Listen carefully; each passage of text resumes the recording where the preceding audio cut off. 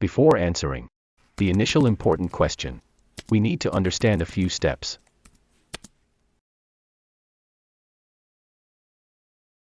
First, we don't dictate or formulate the rules. God created them. In our journey of faith, we will always have doubts.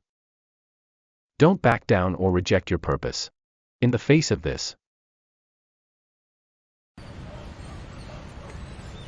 Second, the Bible is a letter from God to the blessed, and therefore, not everyone will be able to accept and understand it. Even if answers are found, many will disagree. Third, the Bible is a lesson to be understood in context, not just by verse.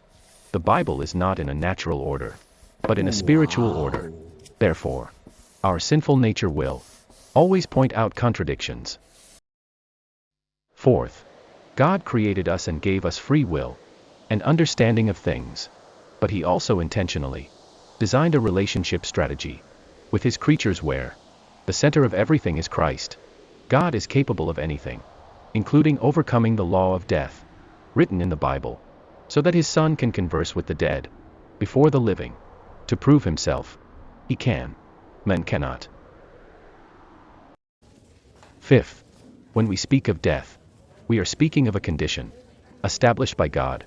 But God does not end with death, nor with the human rules of death.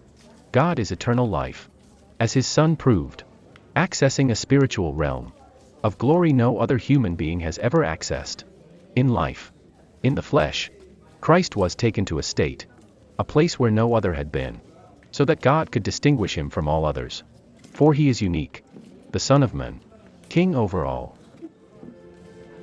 Sixth, this event occurred through the journey of the Son of Man in the incarnate world. Jesus had already spoken of the kingdom, performed miracles, and had disciples. Yet even then, doubts remained in the hearts of those closest to Christ regarding His identity and purpose.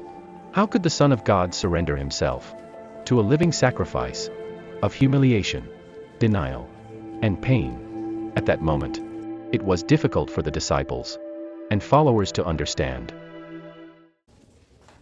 Seventh, our understanding of the divine plan is limited. Therefore, when we understand the purpose of Christ's death, we also understand the purpose of eternal life. Ecclesiastes 9 verses 5 to 6 refers to human death, not God's. Christ would overcome death on the cross, and at that moment, God would too. This is the context.